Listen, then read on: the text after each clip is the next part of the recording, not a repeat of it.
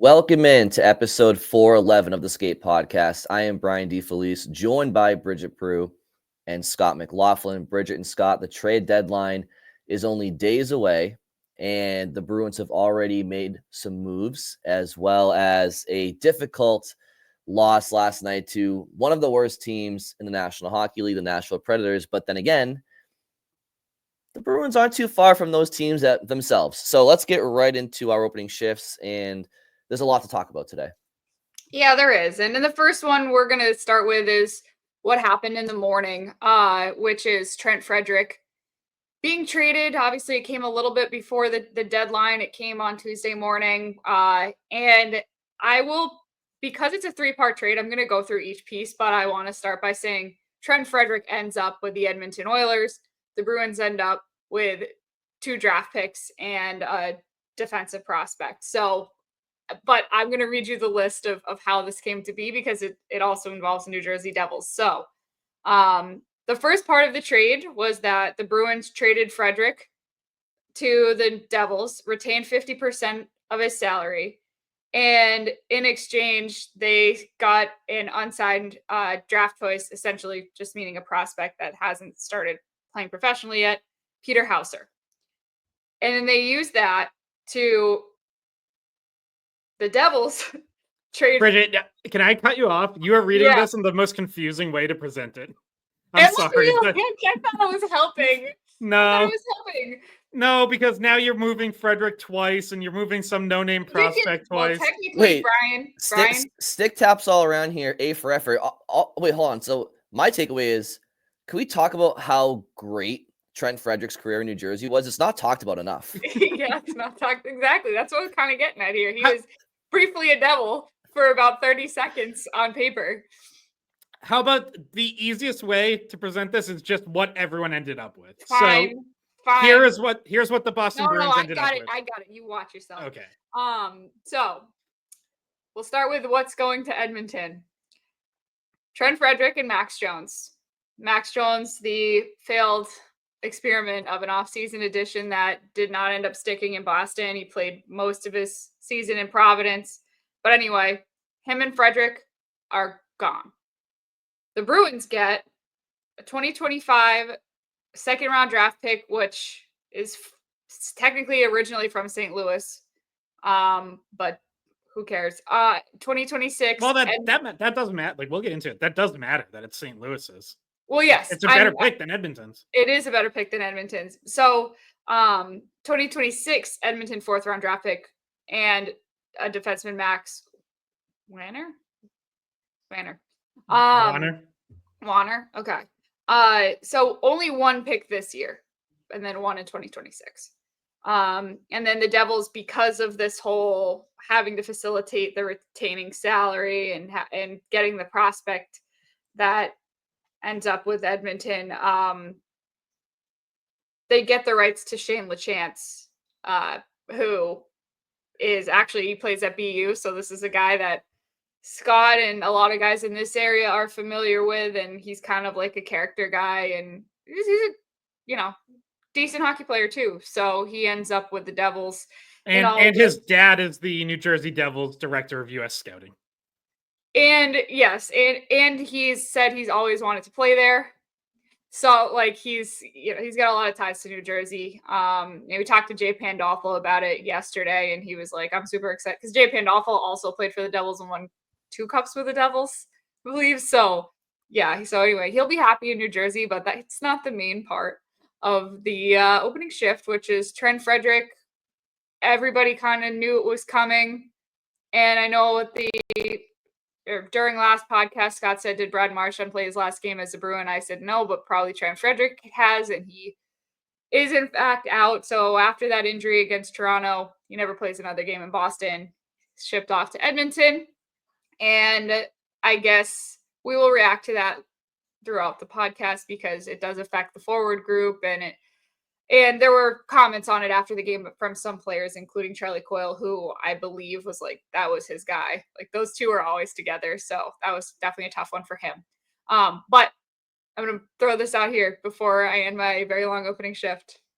And that is, what's the next shoe to drop?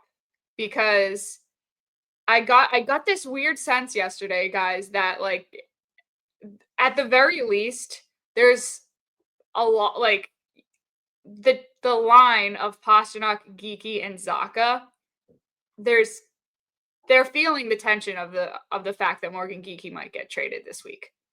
And you first see it when Geekie scores to tie the game, and like it's the biggest selly that he's had the whole season, and the whole line jumps in and they're in on it, and they're all like, it's just a little bit extra than what it normally would have been.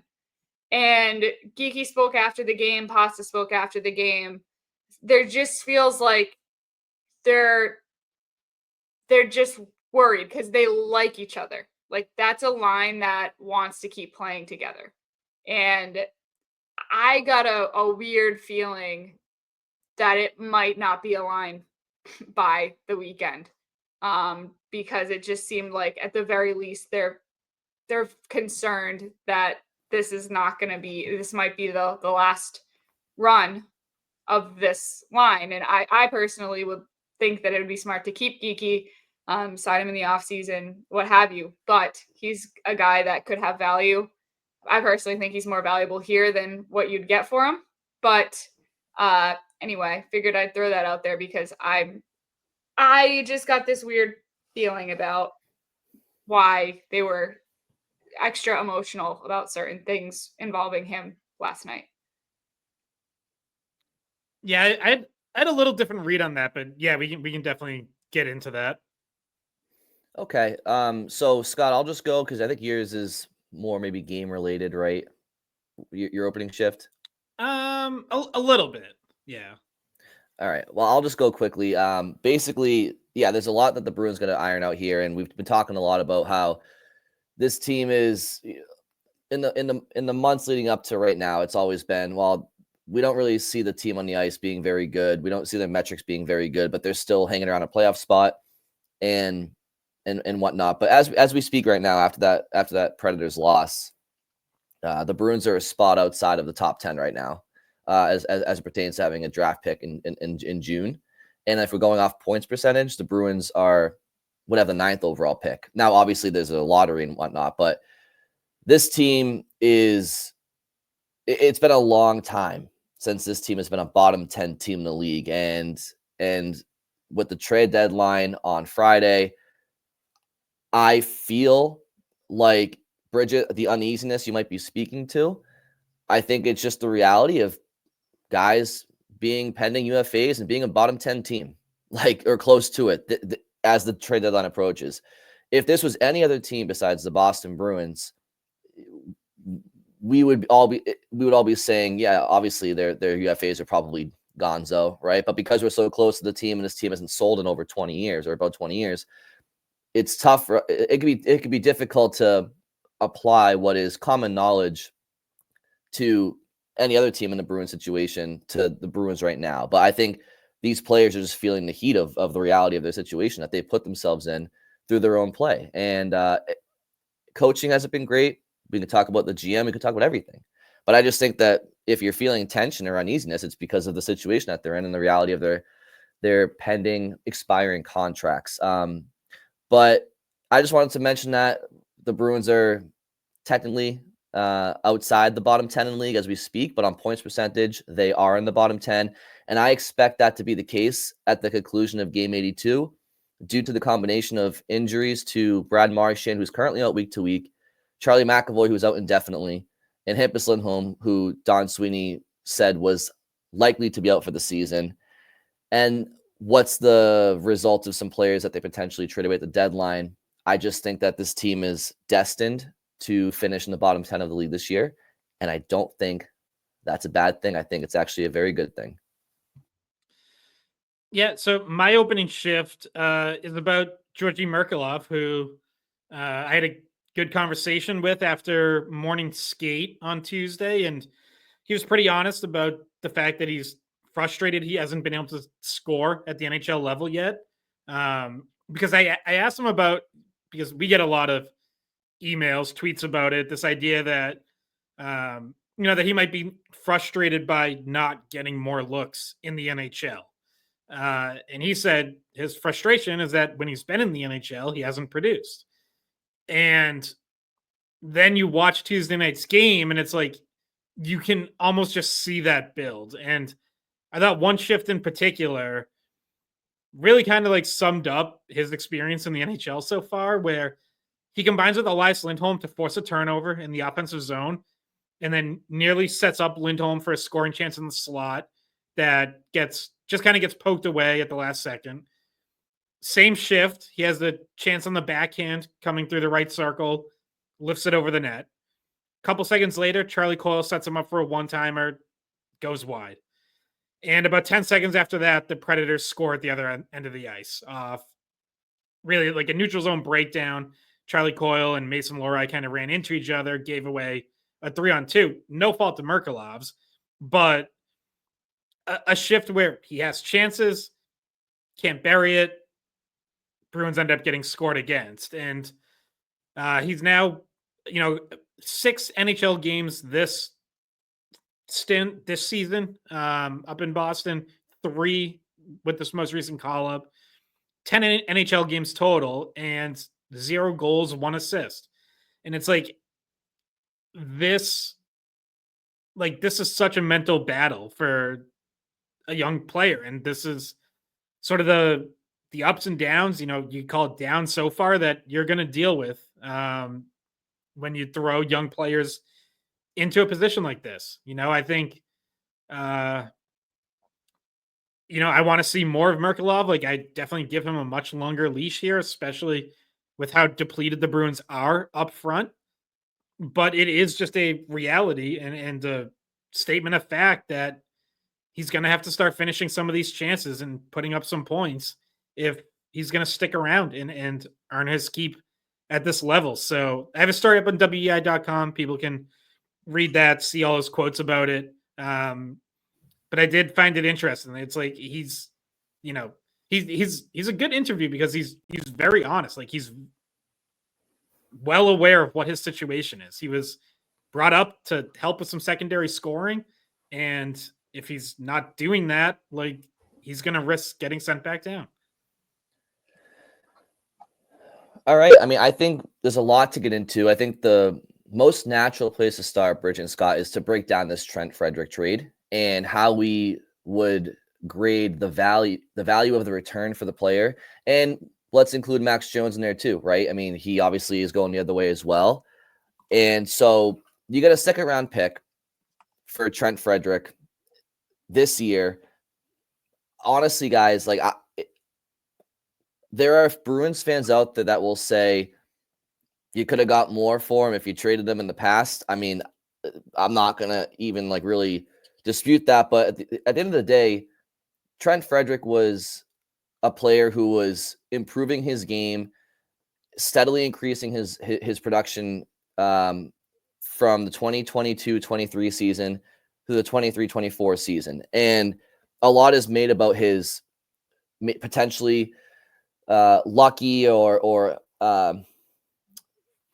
outlier of a shooting percentage, but he wasn't playing with anybody great on the third line last year, and he had a career year. And people will compare that to Morgan Geekie and how he is like the latest example of somebody with a high scoring percentage, high shooting percentage, and don't fall for it. Try to get value for him now. But I would say Geekie is even a more obvious case because at least you can look at his shooting percentage and say, well, he's playing with Pastrnak. But Frederic didn't have that luxury last year. So my point is, it was there was more reason than not to think that Frederic would improve upon or at least maintain his production from last year, just because he didn't really do it with any magical players around him. So obviously the Bruins keep the player. He has a down year, and they get the second round pick for him, the fourth round pick when you include Max Jones. I think that you take that second round pick for Trent Frederic this year and run with it. You run to the bank based on how he's performed this year. And we've talked about how maybe he could garner a first because maybe a team would overlook his shortcomings this year and see what he can provide when he's on his game in a playoff environment. But that's not what the market dictated. And honestly, I would have been floored if he went for a first round pick if we're just going off of this year's play alone. So I think overall, I think the Bruins did a good job in this trade. getting something for a player that I don't think they were going to resign, nor should they have, based off of this year. Yeah, I agree. It's a really solid return. I think I kind of mentioned it on here, but I had been hearing and like reading other reports that before he got hurt, that the most likely return was a second round pick. So then he gets hurt, and not only do you get a second, but you get a fourth round pick and a decent prospect. And not certainly not a high end prospect, but a defenseman that might crack, an NHL lineup someday in Max Warner, who's 21 years old in his second AHL season. Kind of a stay-at-home guy, plays physical, 6'3", so he has some size. Seems like he probably still needs to add some muscle because he's listed at 185 pounds. And really, all you had to throw in was Max Jones, who clearly wasn't a fit here. And by the way, was also under contract for next year. So now you get out of that. And salary retention, which they can afford because they have all this extra cap space with Hampus Lindholm on LTIR probably for the rest of the season. So yeah, like there's no hurt in retaining salary and giving up Max Jones, and you end up with a pretty decent package, all things considered. Sure, it's easy to sit there and be like, well, could they have, if Frederic was healthy and if he was playing a little better, could you get a first? Yeah, maybe, but he wasn't playing better, and you can't plan for injuries anyways. So that doesn't really feel like a productive exercise to me. Ultimately, you got what you're able to get, and I think they, when you wrap it all up, like got a good return. It's a good trade. I think I gave it a B+ yesterday, and that feels about right. Yeah, I thought the return was good, and we can talk about the draft picks and whether or not they'll draft with them, or especially this year's. I'll keep it mostly to the second round pick from St. Louis that they have this year. Which, by the way, St. Louis and the Bruins are tied in points right now. If that lets you know where they are and where their pick might be, but will they flip the pick and go after something else? Go after an actual player, or as Brian has suggested, potentially package it to trade up at on draft day or something like that. But I thought the return was good. I was just concerned that because of the injury, because we don't know the extent, right? Like we were kind of just waiting here. If the extent of the injury was that he wasn't going to be back before the end of the season, no deal was going to happen. And that's why there's a little bit of a sigh of relief that it wasn't that serious, that the deal couldn't get done at all. And so he ends up getting probably what the Bruins would have gotten in the first place for him, as if that injury against Toronto never happened. And which means he's probably coming back soon. At the very least, he'll be back to help Edmonton in the playoffs. So it just interesting that's the trade partner as well. I don't know if you guys had thoughts on the fact that it ends up being Edmonton that is looking for somebody like Trent Frederic and trying to maybe get a little grit for what they're preparing for, maybe a rematch of last year. But yeah, I thought it was a good when I saw the second round pick, I was like, okay, yeah. And then you see, oh, they got 2 picks and Max Jones is, but then there's a little bit of salary tension too. But yeah, Frederic, I think we all kind of expected him to go. And that does mean that someone like Merkulov probably going to stay here maybe to the end of the season, or at least get a chance for longer, because there's a lot of holes, and there might be even more coming up if by Friday there are other bottom 6 forwards that are moved, or even a top line forward in Morgan Geekie. So we'll see. Yeah. Look, and getting back in the second round, I think is important. The last 2 years, the Bruins have made 1 pick in the first 2 rounds of the draft. They did not have their own second round pick this year because that was part of the Dmitry Orlov Garnet Hathaway trade 2 years ago. So now you get back in the second. It's St. Louis's, which, as you mentioned, is going to be better than Edmonton's. You're probably looking at mid-second round, possibly even higher than that instead of end of the second round.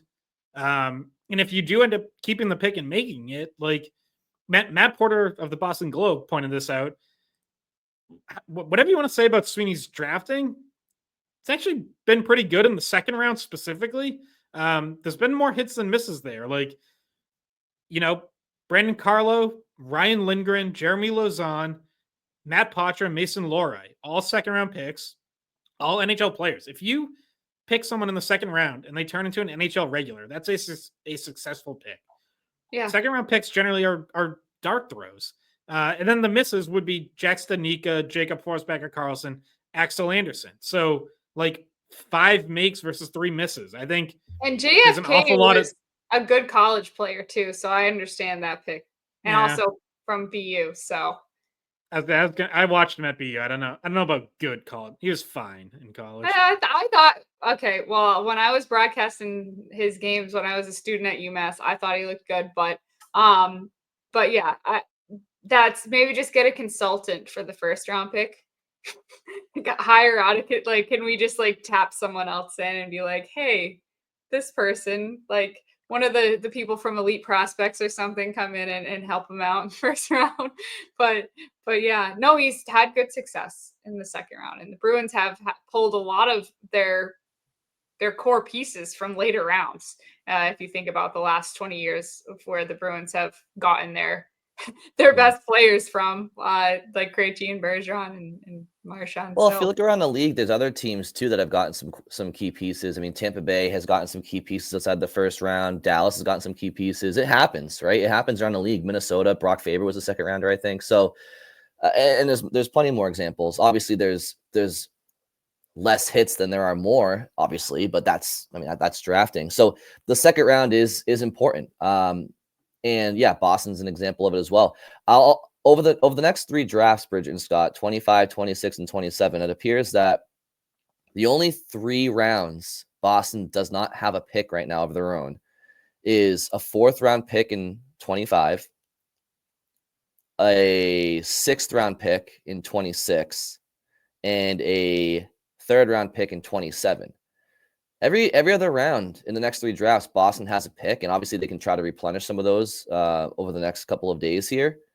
So for a team that hasn't had a lot of draft picks in the last, 10 years, at least in the first round, Boston is starting to get some picks back, and they haven't even fully gone into sell mode this deadline. So we'll see what else they can garner.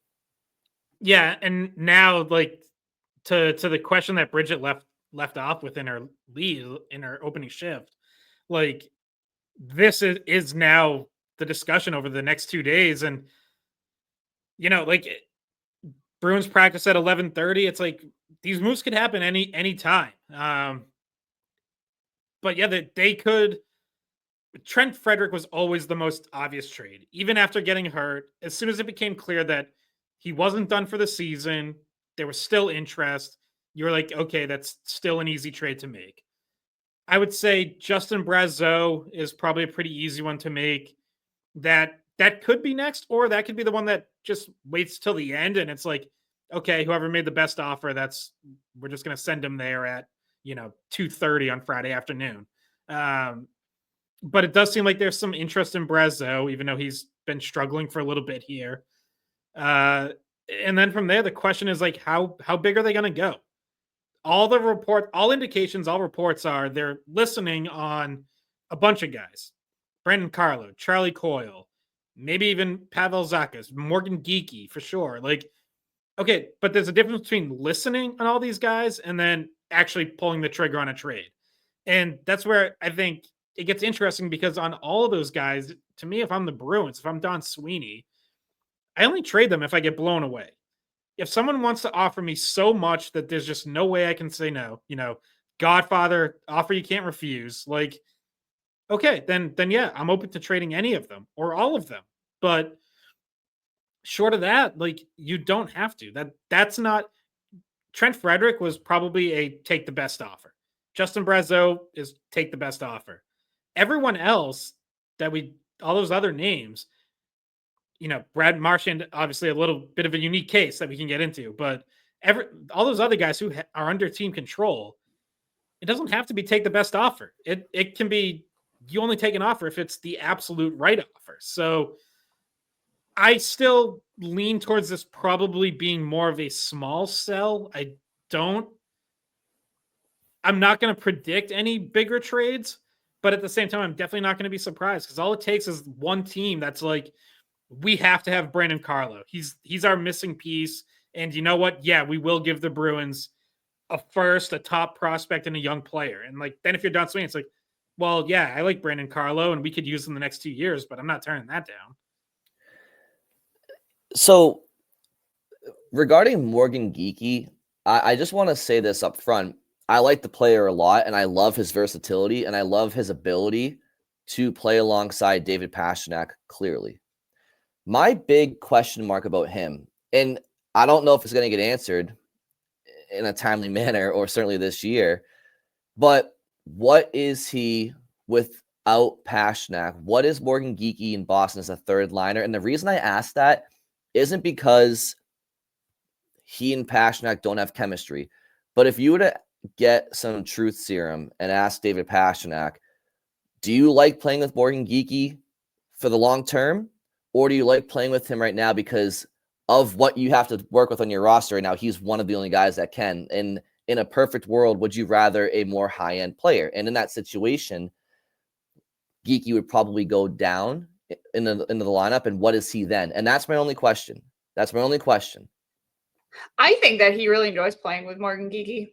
I feel like I've seen it more and more even like ramp up recently in the past month or so, because we've always talked about how even last year they seem to kind of know where each other is. There was a pass that Geekie made to Pastrnak in yesterday's game against Nashville that I don't even know how he knew he was there. Like, I think Geekie was in the mid slot, Pasta in the high slot. He just like, no look, tapped it back to him. Like, don't even know how. He didn't even look over his shoulder to see if he was there. He just knew he was there. And I think they enjoy playing with each other. And I think all three of them put Zacha in there too. And you can ask the same question about Zacha as well. Like, what is he if he's not with Pasta? Like, he's better with Pasta. Like, they, as a line, make each other better. And I know you can say what you want about Zacha not finishing, but the passing and the plays that he's able to make when he's out on the ice with Pastrnak, he's effective in that. And I know I'm like, just to answer your question, what would Pasta say if you gave him truth serum about wanting to play with someone more of a high-end talent than Morgan Geekie? I don't think he even looks at it that way. I think he just looks at it as like, okay, I like playing with this guy. We're doing well together right now. And that's, but that's what we got. That's what we're doing. That's exactly my point though. Cause he has no other options. The only thing I'll say about Zacha is Zacha's a centerman. Geekie's a winger. So like, if we're talking pure talent from a centerman perspective, Zacha on this team is top 6. And in past years, like 22, 23, when the Bruins were stacked, Zacha was still in the top 6. My question about Geekie is, like I said, I agree. I think Pastrnak loves playing with them. But is it because the roster is so lacking in talent that he's like, thank God I have somebody? And if that roster was deeper and more talented, would he still feel that way? And it's tough to bring a hypothetical name, but I'm just posing the question. Well, I'll frame it this way. We all agree that if the Bruins are going to be any better next year, their second line has to be a lot better, right? Yeah. Exactly. Okay, so what if the Bruins' big move this offseason is going out and getting a wing who plugs in on the second line? And then your first line is still Pastrnak, Geekie, and Zacha, and two-thirds of your top line are guys making under $5 million. And now you have money to spread out elsewhere, and you have a better overall team. I think David Pastrnak will be very happy with that situation.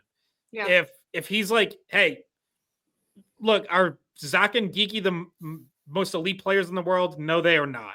But you know what? We're producing, and now we have a second and third line that are also contributing that we didn't have last year. I think people can say or think whatever they want about Pastrnak. I think he legitimately wants to win. Like, I think if he has any frustrations right now, it's that this team just isn't good enough. And So I don't think he necessarily needs to be the one playing with whoever they go out and spend money on. I think he'll just want the best team that can go out and win games. And if the best way to do that is to still have him with Zach and Geekie, I don't think that's an issue. Like, you can't, when we talk about Morgan Geekie, like, Brian, you're right. Like, there is a fair question about what is he if he ends up further down the lineup. I would also just point out that there's a ton of value in having someone who's right now is making $2 million on his next contract, might still be under $5 million, who can play with your best player and produce. Like, especially on a team where, by the way, you have some bad contracts. Like, let's just be real. Like, Elias Lindholm's a bad contract. Nikita Zadorov looks like a bad contract. Charlie Coyle last year producing like that was a good contract. If Charlie Coyle's still here and having this kind of down year, his contract looks bad. If you're going to overcome a couple bad contracts, that means you need to have some guys in roles where they're underpaid. And Morgan Geekie can be that kind of guy. So I see a lot of value in knowing that he can play with Pastrnak. And if we end up in a situation where, hey, we have even better options with Pastrnak and we have to move him down, cross that bridge when you get there. Figure out how he produces when you do that. But the Bruins are going to have some roster value somewhere, because you just can't, they can't go out and get 3 top 6 forwards paid market value. Like, I know they have quite a bit of cap space, but as we saw this past offseason, like, it runs out quick. That's just not realistic to do. I also think that Geekie was one of Sweeney's better moves in the past few seasons. Like, Definitely. identifying the talent that wasn't being utilized in bringing it into your organization and finding better use for it, and getting him as a free agent on a $2 million a year contract was a great identification of a need and a player that could help you with it. And he goes from somebody that you thought might be on your third or fourth line to playing with your star player. And by the way, I know exactly what you guys are saying with like what is he if he moves further in the lineup? But like, tell me, do you want him moving? Like, I think he's played up to what a first liner does, like recently when he's been with Pastrnak. So it's like, sure, maybe there's a situation where you have to move him off, or like there's someone else you want to get with Pastrnak, whatever. He has been playing as well as anyone's played in the past month. Him and Pastrnak are the 2 guys that are playing like your best players. They are playing like your first liners. And to Geekie's credit, it wasn't just like a flash for 2 weeks. Like, he's been able to do it pretty consistently. So I'm not saying that's going to be what his role is for the rest of his career, but I'm saying that look around the rest of the roster. Who's doing what he's doing? Like, he's not, like, I don't want to give him, he deserves some credit for doing what he's done with Pastrnak consistently, and it not fading off, and them actually looking stronger as they've gone on together and played together longer. So I think he deserves that credit as well, being now he just scored his 20th goal. And if you consider like the beginning parts of the season where he wasn't with Pasta, he wasn't playing as well, as even healthy scratched a few times. Like, if you throw those stats away, like because that will bring the average down, like, you would see that he's had just elite numbers recently. So I personally, I want to say this in terms of like talking about it as a trade, as somebody that might get traded here this week, is that Sweeney did something good by finding him and signing him as a free agent. And I think that's, and we're talking about obviously a year where we're not sure if Sweeney is going to keep his job or not. So keep the guy that you actually did a good job with. Like, keep the guy that you found and that you can point to and be like, this was my idea. Like, this is a good idea. And extend him as an RFA this offseason. And, don't overpay, obviously, but like Scott said, it should be under 5, because just the track record. And truthfully, I think it might help in negotiations that I get the sense that Morgan Geekie really, really, really, really wants to stay here. And like does not want to leave and wants to continue to play on this line. And I think that might help the Bruins get him to sign maybe a little bit friendlier of a deal because this is somewhere he feels comfortable and wants to be. Yeah, I think a lot of guys would be very happy playing on a line with David Pastrnak. Yeah, so but that helps, right? Like that helps Yeah. in terms of like getting a deal done. Like, hey, I actually just I don't want to deal with this negotiating BS. Like, I just want to be here, kind of thing. You guys raise a lot of good points, and they're points that I agree with. And you're right, Bridget. Like Morgan Geekie deserves his flowers here. He gets 20 goals for the first time in his career, and something should be said that for what do we want to call it, a season and a half now, that he has shown that he can play well with David Pastrnak. There's a lot of value there, to you guys' point. And if going forward, Scott, the Bruins bring in somebody and that player is on a different line than Pastrnak, like a high-end winger, and he's on a different line than Pastrnak, and they want to keep Pastrnak and Geekie together and maybe Zacha, like I have less questions about that because we've seen that they can click. I guess my question, like I said off the top, was in a world where that's not the situation. Now, obviously, there's time they can figure that out. Just trying to throw all angles at the situation so we can just think of kind of everything here and talk about it. But yeah, my questions are less if he's with them. It's more, okay, if they go out and get high-end players to improve the roster, does that move Geekie down? If it does, then what? If it doesn't move him down, to you guys' point, we've seen what they can do. Let me ask you this on him. What if the return with Morgan Geekie starts with a first-round draft pick? Obviously, it depends. We're in the first round, we're talking. But when you talk about getting swept off your feet, Scott, for Geekie in particular, where does that deal kind of start with you? What would you have in mind? You don't have to say specific names or prospects, but does a first round get you moving that needle at all to move him, or is a first round pick not worth what you're giving up in that situation? I mean, it has to start with the first to even get my attention. Like, I'm definitely not trading him for a second. He clearly has more value than Trent Frederic. Like, he's under team control. He's having a better season. So if you got a second for Trent Frederic, any discussion of Geekie has to start with the first. And to me, it's even more than that. So again, this is what I mean by, like, you have to get blown away. And to me, just a first doesn't blow me away. It's going to be a late first. For all intents and purposes, those might as well be second round picks. Like, I think I've said it before. I think once you get past the top half of the first round, you're almost already in crapshoot territory. Like, go through any draft and look at how many players drafted after pick 20 turn into like real impact NHLers. It's less than 50%. So that alone, that's not blowing me away. It might get me to pick up the phone and listen to you. But no, it would take more than that. So I would have a very high bar set on Morgan Geekie. If someone wants to get him off of my team, like, they're going to have to blow me away. And that's not just a late first round pick. And do you think the Bruins value him maybe more than another team would because of the exact fit that they have right now? Whereas other teams are looking at it and going, I don't know if we have the exact fit for Morgan Geekie that's going to produce the same results.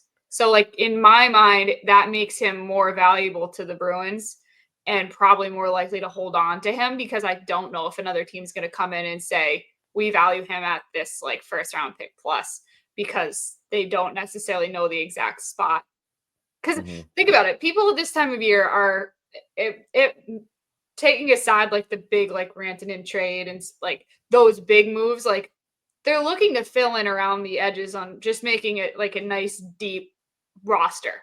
And Morgan Geekie is not a Rantanen, but he's also not like a grinder, like a Frederic. Like, so the two like more likely moves, he's kind of somewhere in the middle. And that's probably harder to figure out what you're going to do with that kind of player. And I also like his work ethic on that line. Like when you're playing with Pastrnak, you have to be able to, retrieve pucks and get pucks back. And I feel like Geekie does a good job at understanding his role in that line of getting to the net and going to those dirty areas, going in the corners. So you have to like that about his game. It sounds to me that there's just some factors at play that we just don't know about, right? To Scott's point, like, would the Bruins get blown away by an offer? In that case, then you have to be willing to. And then if the Bruins retain him, Bridget, to a point you made earlier, it's about not overpaying for that player. So again, just be responsible and don't overcommit, don't overpay, right? Do not overpay for Morgan Geekie. But if you're getting him at the right price, and then yeah, he could be a good piece. Another part of it is too, the Bruins aren't going to want to just give away all these pieces because they don't want to make this retool harder than it has to be. So these are all things to keep in mind. I want to quickly shift gears to you guys about just the landscape approaching the trade deadline around the league as it pertains to what teams have and don't have to give away, because the Bruins, we do believe, are still going to be trying to move some pieces here. And I don't think we have a ton of time left in this podcast. So I just want to quickly say this.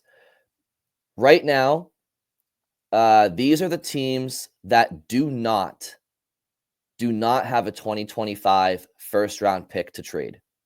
Toronto Maple Leafs, Florida Panthers, Tampa Bay Lightning, New Jersey Devils, New York Rangers, Dallas Stars, Minnesota Wild, Golden Knights, Oilers, Avalanche. The only team I just mentioned that is not currently in the playoffs is the Rangers. So that's a lot of contenders that I just named that don't have a 2025 first-round draft pick currently that would be deemed as buyers, right? So teams that potentially would want some pieces from Boston. You won't get any first-rounders from them as we currently speak here on Wednesday. They don't have any, at least in 2025. They obviously potentially could have 26. I haven't looked that far. Furthermore, here are the current playoff teams that do have a 2025 first round pick. So potential buyers that do have a 25 first round to give away. Washington Capitals, Carolina Hurricanes, the Blue Jackets have 2. The Red Wings, the Jets, the Kings, and the Flames also have 2. I don't know if you guys want me to waste time with bubble teams. There's some bubble teams that also have first round picks, but we'll just keep it to what I just said in the essence of timing. Yeah, and those are like the teams that have them. I think we've heard pop up like that. There's a report over the weekend that the Calgary Flames have called about Brandon Carlo. As you just pointed out, they have their first round pick. So I would say if they want to get Brandon Carlo, like the package starts there. And again, that would be another one where like to me, it's going to take more than that. Like I'm setting a very high asking price that someone needs to meet if they're getting someone under team control. So, yeah, like I think, Washington's interesting. Like they're in it. They're gonna do something. So they have their pick. Like, how do they decide to spend it? They might be looking at your guys. I think they had at least some level of interest in Trent Frederic. I don't know if they were super aggressive or not, but that's definitely a team that could be in play for other guys, potentially for a Morgan Geekie. If they were interested in Frederic, like if they're looking for a wing, middle, third liner, middle 6 wing, like that, that could be a team that you keep an eye on there. I mean, Winnipeg right now. There's a few teams that have 2. Yeah. But so then that means they have not only like their pick for this year, but like you have to look at who they got it from. Are those teams bad? Are those good teams? Where those teams are in the standings, because those could be theoretically higher than ones that are from a playoff contender this year. So exactly, and I obviously I don't. That's something we don't have the information on right now privy to us. I mean, I could pull it up, but because we only have so much time. But that's exactly right, Bridget, and that's why, like the Winnipeg Jets, for example, they are first overall in the NHL last time I checked, right? So they are a prime contender, and they do have a first-round pick to give in 2025. A lot of the contenders in the NHL right now don't. But to your point, Bridget, if you're getting Winnipeg's first-round pick this year, it's 31 or 32, right? So to Scott's point, that's a glorified second-rounder. Is that pick worth giving up, insert player X here, right? So what the teams that interest me on this list is Columbus with 2, and I think Detroit, they're going to teams that haven't been in the playoffs for a long time that are currently in the playoffs. I have to imagine that they're going to want to do everything they can to solidify their positioning. So Columbus with 2 first-round picks is enticing to me. Detroit, Calgary with 2, Columbus with 2, like I said. And then I'll just name some bubble teams that are interesting too. Montreal has 2 picks themselves, and they're going to want to get back into the playoffs. They're right there too. Philadelphia, they're further down, but they have 3 first-round draft picks this year. I don't think they're buying this deadline, but maybe they use one of those picks to get a player. There's teams to keep an eye on, but ultimately what I'm trying to say is to sell at this deadline, it's not like every contender is looking to get every player, because every contender doesn't have first-round picks this year to offer. It's not and that could be what drives up the price on some rentals, right? Because contenders are going to want to get desperate to add, but a lot of contenders don't have a first-round pick this year. So they're going to have to get creative and potentially dip into their 26 first-round picks. And by all accounts, next year's draft is deeper. So just interesting. I wanted to bring that up so that everybody listening can understand what teams do and don't have picks heading into Friday this year in the first round to give away. So. No, it's a good thing to bring up. It's definitely an important thing to bring up, because we're talking about, okay, who might they lose, but like you have to find a fit, and you have to find a team that can give you something that you actually want or need in return. So definitely important to bring up the other side of it. We don't have a whole lot of time left because Scott is going to go to Bees practice coming up, but did you want to get into his opening shift about Merkulov, thoughts on Merkulov so far? Maybe, Scott, you have some more quotes from your conversation with him that you think is important for everybody to, our viewers who oftentimes send in mailbag questions about Merkulov and Lysell that they might be wanting to know. Because as Scott mentioned, we'll plug that this is in written form on weei.com. Scott wrote about it, but yeah, I mean, I'll just start with what I saw from this past game against Nashville. He got a lot of shots off, but only one went on goal. And I did think he was in good areas at times. I thought that he was on the ice for the Coyle goal, though I don't think he was part of the play. He was like an option on the play, but wasn't involved. I think that it's good to see him getting the shots off in the first place. That means you're in the right areas, but you got to find the net, right? So like it's a step in the right direction. It's like, okay, he's made himself available, open, or he's forechecked and forced a turnover, or, he's doing the right things to end up with the puck in a shooting position and able to get a shot off. But then there's the accuracy part of it, and actually, picking the right spot and putting one in the back of the net. So I think there's positives for sure. And I think there's certainly room for him to continue his stint in the NHL, given Frederic gone, other options being, not as good. And, I think I want to hear from what he said to you, Scott, before the game against Nashville. Yeah, well, and part of missing the net or not taking advantage of those opportunities, like, could that be the confidence he's talking about? So, because he said, I've had chances, but I haven't been able to score. And I asked him, so what do you think is kind of like that last step they need to take to start burying it? He said, probably get more confident. I don't have confidence right now just because I haven't been able to produce points. I know the team, they called me up to help secondary scoring. That's why I need to contribute to help the team score more, because Pasta can't score all the goals. We have to score. Our second line, third line, we have to produce points. I think that's why I'm here and haven't been doing it. So I need to change that. And it's there are veterans who struggle with this mental battle. I would say, especially young players, where it's okay, you don't score, so you lose confidence. And then you know what happens when you're not confident? You don't score.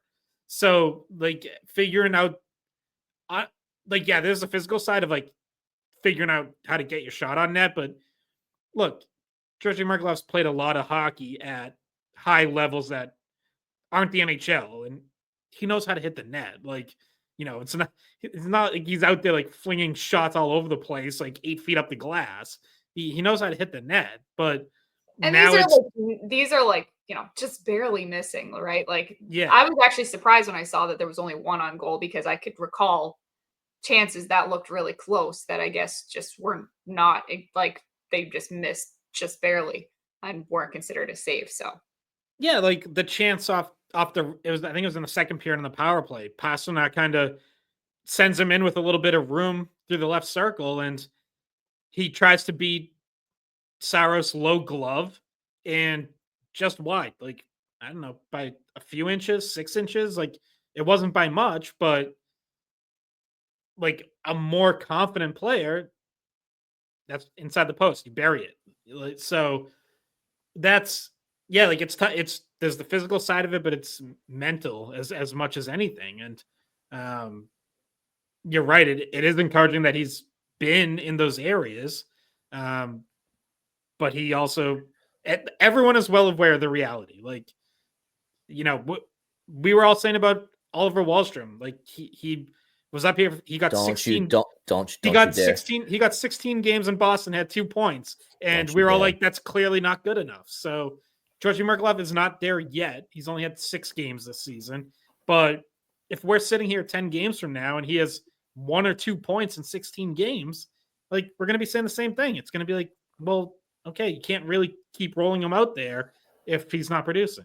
Well, can I say this though? Because we got to get Scott to practice. At this point, what do they have to lose by letting him and the other kids play the last 20 games? Even if they sink in these last 20 games, at least you found something out about them, right? And I'm talking him, Fabian. Like if we're talking about a team that's a bottom 10 team in the league down the stretch with the injuries that they have and selling away some pieces, and these guys don't come in, to me, it's a win-win. You either find out that they can play, and that's great, or you find out that they can't hack it, and in doing so, maybe you lose and help your draft chances, your draft lottery chances anyway. The next 20 games, it's not about winning for the Boston Bruins. It's about identifying what they have, and I don't know what they have to lose, even if they do struggle the last 20 games. Well, so this reminds me, I'm going to throw something out there that people should be aware of. After Thursday night's game, either late that night or Friday morning, there's a good chance you're going to see these kids sent down to Providence. And by that, I mean Patra, Merkulov, them specifically, because you have to be on the AHL roster on trade deadline day to be eligible to play in the AHL playoffs. So it might just be a 1-day move and then they're back up Saturday. People should be aware of that. I would also say that might be my counter to what do they have to lose by just roll them out there in the NHL the rest of the season. I do think there's value to playing playoff hockey in the AHL. Like I think getting these guys in games where they're trying to win series and go on a run, because AHL teams take the playoffs seriously. Like they all want to win.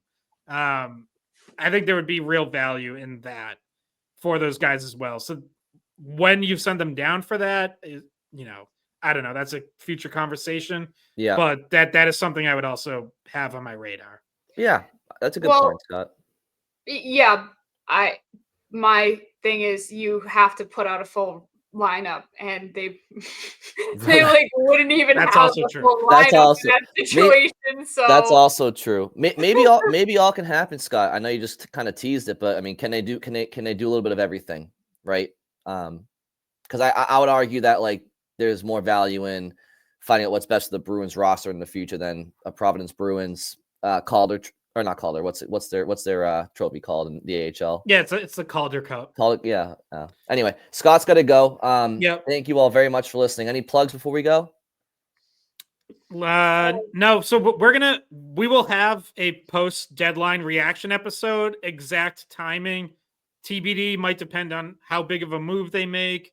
But hopefully by Saturday morning, midday Saturday at the latest.